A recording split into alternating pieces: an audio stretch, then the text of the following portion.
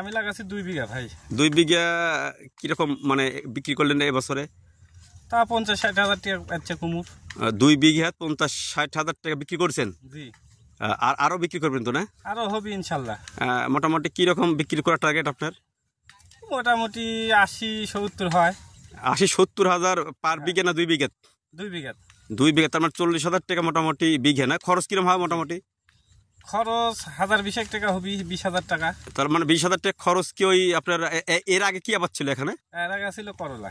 করলা না? করলা সহ ইয়ে ধরেছেন মানে খরচ ধরেছেন নাকি? না না না, কুমড়া। শুধু কুমড়ের পুর 20,000 টাকা খরচ পার বিঘা না? না 2 বিঘা। 2 বিঘা প্রথমে 10,000 টাকা আপনার হচ্ছে যে ওই খরচ, আপনার হচ্ছে যে ওই পার বিঘা 10,000 টাকা খরচ করার পরে আপনি বিক্রি করতেছেন মোটামুটি টার্গেট লিখছেন যে 2 বিঘা 80,000, তার মানে পার বিঘা আপনার 40,000 টাকা না? তার খরচ বাদে 30,000 টাকা লাভ হচ্ছে না? হ্যাঁ। আর করলার থেকে কিরকম ইয়ে করছেন? করলা আমার ওই 2 বিঘার ফুল করলা তাচ্ছে মোটামুটি 1.5 লাখ টাকা। 1.5 লাখ টাকা। ওখানে খরচ কিরকম ছিল? ওখানে 40,000 খরচ গেছে। 50,000 ধরলাম, তাহলে ওখান থেকে আপনার 1.5 বিঘা কত আসছে? 2 বিঘা। 2 বিঘা কত? 1.5 লাখ টাকা বিক্রি করছেন না? তাহলে 1 লাখ না? 50 মোটামুটি 50ই ধরলাম হচ্ছে তো করলার থেকে আসছে 50। আর আপনার এই কুমড়ার থেকে আসলে হচ্ছে 30,000। 80,000 টাকা আপনার এই প্রতি বিঘা না খরচ বাদ দিয়ে।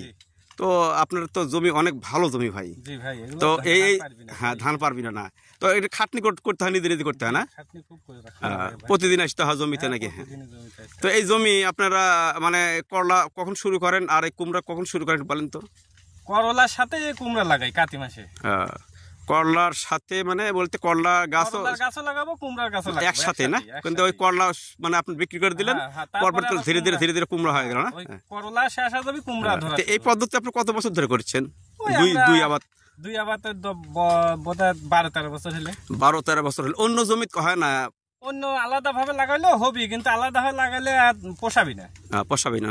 না আমি বলতেছি যে আপনার জমিতে ধরেন এই যে মোটামুটি প্রায় কত 70-80 হাজার টাকার আপনার লাভবান হলেন, কিন্তু আপনার অন্য জমি যে জমিতে এই এলাকার মধ্যে ইয়া হয়, এই অন্য কৃষি আবাদ হয়, যেমন ভুট্টা হচ্ছে, তারপরে আপনার ইরি ধান হচ্ছে, সেখানে কি সেই জমিতে কি হবে নাকি জমি বুঝতে হয়? হবে, ভুট্টার জমি তো হবে। এগুলো উঁচা জমি যেগুলো আছে ভুট্টার, এগুলো তো মানে উঁচা জমি হবে। এই জন্য তো বন্যা আসার আগ দিয়ে আপনার এই এখন তো আপনার বন্যা আসার আগ পর্যন্ত চলবে এটা না? হ্যাঁ জি।